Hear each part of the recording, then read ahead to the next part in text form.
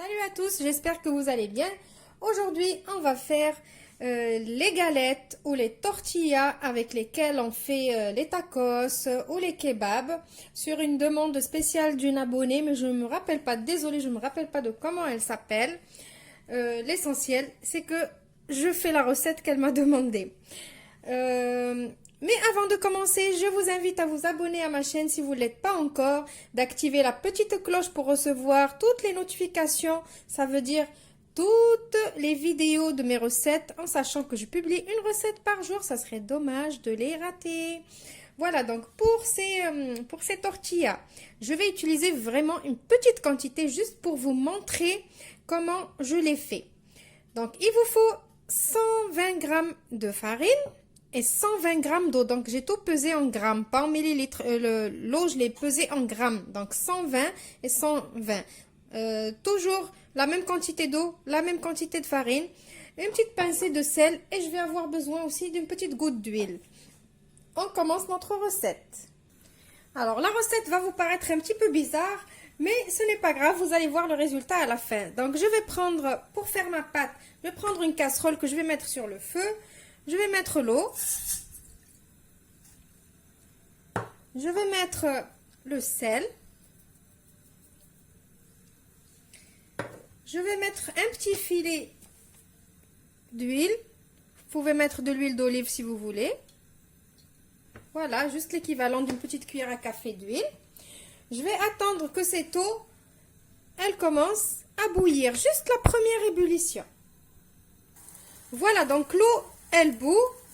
Je baisse un petit peu le feu, je mets ma farine. Je commence à mélanger. Et tout de suite, je vais éteindre mon feu. Alors, on va faire comme si on est en train de faire une pâte à choux, mais ce n'est pas le cas. Donc, je mélange bien. Voilà, donc maintenant, sur mon plan de travail, je vais prendre cette pâte comme ça. Je vais pétrir un peu cette pâte comme ça à la main. Donc, elle est un petit peu chaude, mais ça va.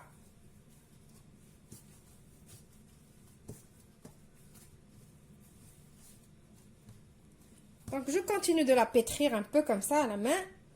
Donc, voilà, regardez la pâte que j'obtiens. Une jolie pâte, comme ça. Maintenant, je vais essayer de former un petit boudin. Et je vais la partager, comme c'est à peine 120 g de farine, je vais la partager en 4. Donc en 2, et après encore en 2, pour faire 4 petites galettes. Donc je fais un rang, j'essaye de faire un rang, une boule plutôt, un rang. On forme des boules. Alors, les boules que vous avez formées, couvrez-les pour qu'ils ne fassent pas de croûte. Et maintenant, on va prendre notre rouleau et on va commencer à former des galettes. Alors, vous pouvez vous aider avec la farine si vous voyez que votre pâte, elle colle. Mais regardez, moi, elle ne colle pas. Peut-être parce que c'est sur le silicone. Donc maintenant, je vais mettre ma poêle à chauffer. Voilà, donc ma poêle est chaude. Je vais mettre ma galette dessus. Donc c'est vraiment une pâte vraiment malléable.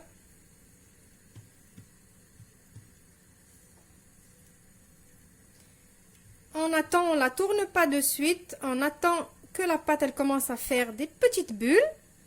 Et après, on peut la retourner. Je retourne alors maintenant.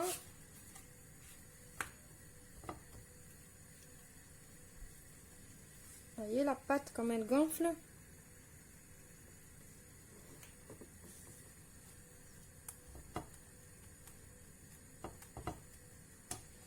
Elle gonfle alors qu'on n'a pas mis ni levure ni rien.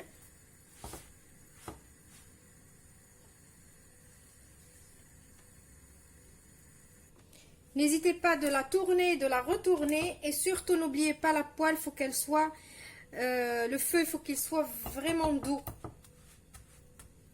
Voilà, donc je finis de faire cuire toutes mes galettes et je vous retrouve juste après pour le résultat final. Voilà, mes galettes, elles sont prêtes. Alors, petit conseil, couvrez-les le temps que vous finissez de tout faire cuire. Et après, quand ils refroidissent, vous pouvez les mettre dans des sacs congélation et les mettre au congélateur. Donc, je vous montre comment elles sont, les galettes. Elles sont bien souples. On peut même faire comme ça. Hop, je l'ouvre et elle reste pareil. Elle ne s'est pas cassée ni rien. Voilà. Donc, je les ai faites toutes petites juste pour vous montrer comment les faire. J'espère que la demoiselle ou la dame qui m'a demandé la recette sera contente de l'avoir. Je vous retrouve dans une nouvelle vidéo prochainement. Au revoir et merci.